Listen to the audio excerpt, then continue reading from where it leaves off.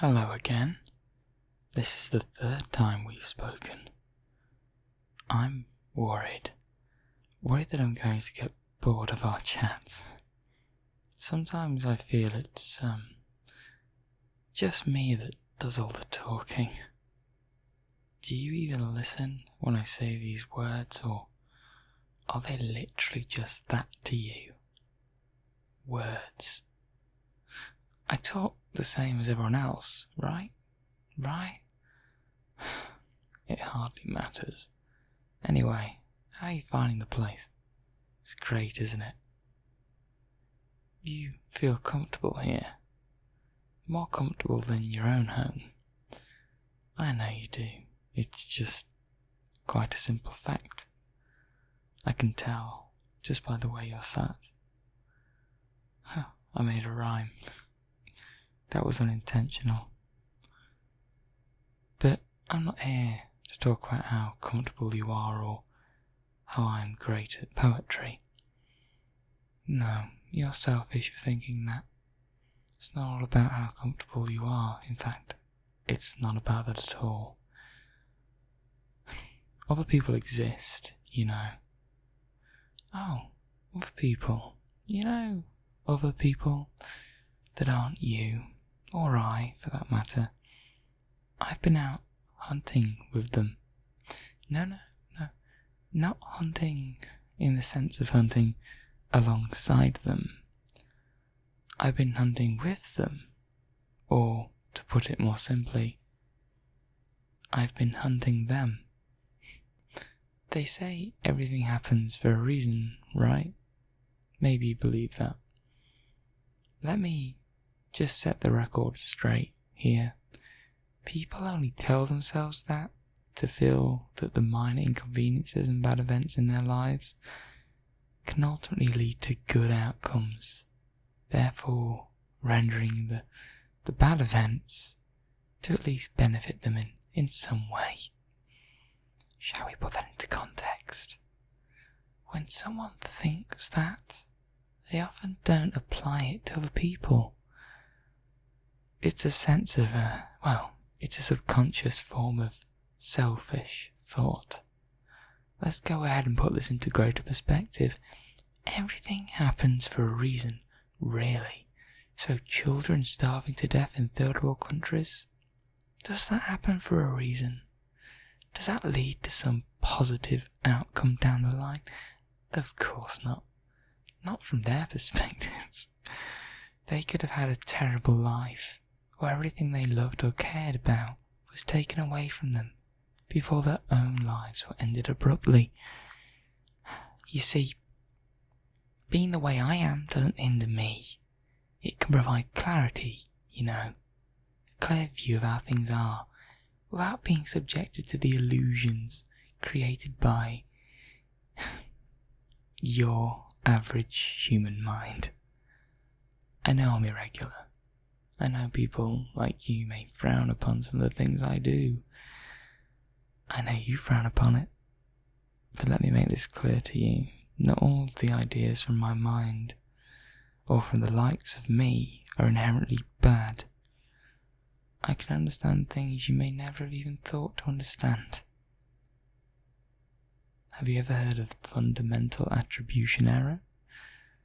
It's quite an interesting part of psychology, you know. I've been doing some reading. Perhaps I can make myself more suited to this world through the power of knowledge. Knowledge is very useful, you know.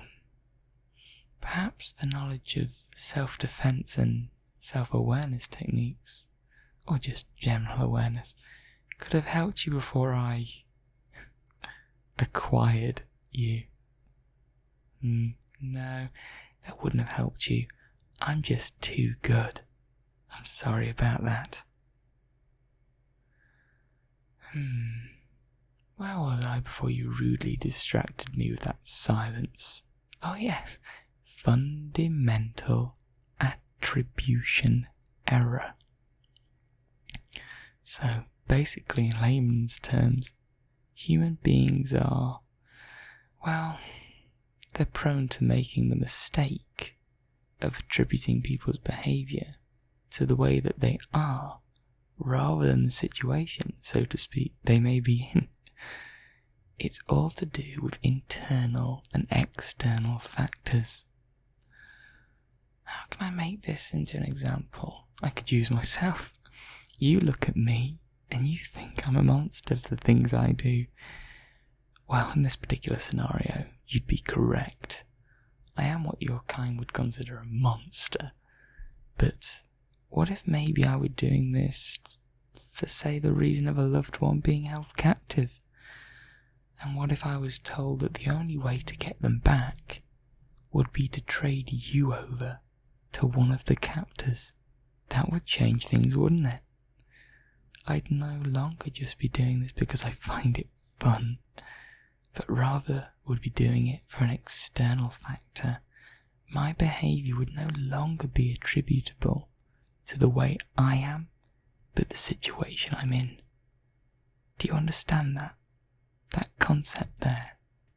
You've probably been making your whole life the mistake of applying behaviour to a person's personality rather than the way they're positioned, like a chess piece on the board. Does the chess piece think about what it's doing? Is it in that position because, I don't know, it chose to be there? Or did the world, the player, place them in that position? And is the way they act based on how they want to act, or on the strategy that they need to act? You see, things are a lot different when you see them from a grander point of view. The chess pieces aren't there making their own decisions. They're being moved accordingly. They're being moved in a way that makes sense to win the game. Whose game? Is it the chess pieces' game? No. It's not their game. It's the player's game. You're just a puppet. You all are. Enslaved to the rules you follow, to the laws you don't want to break. It's sad, really. I don't blame you. Capitalism, things like capitalism, have run riot across your lives since before you were born. But enough of that. It doesn't matter to me. I'm not a part of that game. But I also don't have loved ones, so my behaviour doesn't matter to anyone. I go by my own rules, my own laws. Yeah, I don't feel love and emotions like that. I don't feel the need to conform. These emotions are there and, well, let's just say they're at the bottom of a very, very deep, dark pit, my friend. It's good, really. The strings are removed. I don't need to follow anyone's rules. As long as I can play the chess pieces the way I need to play them, everything's fine for me. Knives! Ah, yes, my knives. We spoke about them last time, didn't we? I mentioned them to you. Oh, didn't I, friend? Oh, you're ever so lucky to have this opportunity. So very, very lucky indeed. Not often do I present my knives to my friends. I'm very keen on you, however, so I wish to display them to you. Let me just go get them. Gotta go pick them up. That's right, just stay right here. Very good now. I'll just be a moment. Here they are. Beautiful. You know, this one is my favourite. Accompanied with my second favourite, of course. Yeah, my favourite's a nice, clean blade. The second favourite, serrated. It's much more destructive than my favourite, but that doesn't mean it's better. Destruction isn't what it's all about. Stealth, elegance. These things are important, especially when it comes to knives. I love that sound.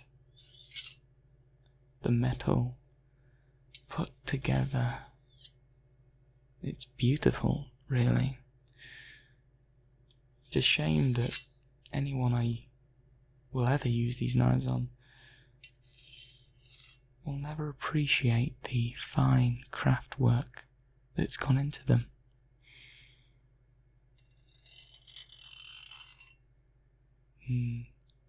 The serrations are interesting. I've always liked the way they look. They create an interesting aesthetic. Yeah, I like my knives. I have a smaller one here too. This one I would hunt with this one. But you see, knives are so special to me that I'm not sure if I could ever use them. Not these ones. These are my display knives. My favourite is this clean, silver, long blade. And the current one I'm holding alongside it is my short, black-handled hunting knife. Yes, these are very special to me indeed. And I think that's enough of that. You're very lucky to have even seen them, never mind heard the sound of the metal rubbing against one another, scraping, causing the fine sounds. Well, wasn't that fun? It was fun. As I said, I really do like my knives. They were recently cleaned. Oh no, remember, I don't use them for, well, my hobby. These ones are purely for display. However, now you've had a taste of them. No, just no. You may be one of my favourite assets right now, but you're certainly not deserving of a play with my knives. Besides, I want to keep you all intact, you pretty little thing, you. What's that? Sorry, I can't hear you, remember. Your expression is a bit confusing to me, friend. Is that disapproval or a look of admiration? Do you appreciate me referring to you as pretty? Well, let me see now, make it clear. Nod your head. Do it. Up and down, yes, there we go. A pretty sight for a pretty captive. Excellent. This is why you're one of my friends. You know when to do as I say. It's good. It's exactly what I look for in a captive. I mean friend. The other friends I had stay here in the past have never been as good as you when it comes to behaving well. Need I remind you what happened to them? I believe we discussed this at some point before. I don't fully recall, but regardless, they're dead now. Oh look, you made me go and remind you. That's agitating. I'm agitated now. I dislike being made to discuss my late friends. On the topic of friends, would you like to know about some of my other friends? Yes? Oh good. I'm going to talk about them now. Yes, oh yes, I have some incredibly interesting friends. There are even certain killers I'm acquainted to. Very indirectly, but we're similar in some ways and different in others. And yes, I'm familiar with some. There's one particular Canadian killer who likes to capitalise on particular opportunities. I believe she likes to talk to her victims in a similar way to how I do. I can't be too sure, however, it's hard to track her movements. I have been tracking her though. She knows nothing of it, of course. We're long distance friends, and I can't be having her know. She's a bit of a loose cannon, messier than I, from what I know at least. I can't help but admire some aspects of her, however. You know, she's part of the photography club. So unsuspecting. Then again, killers can fit many profiles. She's a nobody really, but a nobody I'm happy to consider a friend. Most certainly she'd like me. However, if we were to ever meet, I feel she may not remain my friend for long, one way or another. I know a few other serial killers, but, well, these ones were much more close to me. You could say that my circle of friends has reduced in size due to that fact. Before you ask, I did it cleanly. I just kindly asked them to leave my territory. Then I dealt with them a moment later, before they had a chance to utter, "Yes, of course." I know my friends well. I know that I've put them out of their misery. Being a serial killer is a burden to most people, and most of them utterly fail at the job and never succeed at a single attempt. That's a good thing. More for me. Oh, and that reminds me as well. I was considering detailing a few things to you about the night we met. Did you know that your neighbours were having a bit of a predicament? Oh yes, they certainly were. I don't think the Mr. and Mrs. of the house will be together for much longer. Did you know them well? Oh no, don't answer. I'm aware of your association with them already. It will probably give you some comfort to know that I'm not going to interfere with their lives. On the other hand, it will probably unsettle you to know that he's physically abusive towards her. It's disgusting, really. I may very well be a psychopath who has the tendency to kill my victims, but I most certainly would never harm someone who's given so much trust to me. So much care. It's sickening, really. She doesn't stand a chance. She's half his size. Not that it matters, but he's supposed to love her.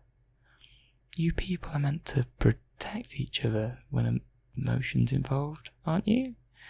From the definition of the word in the Oxford Dictionary, I can see he's clearly not embracing the full concept of the word in the purest sense.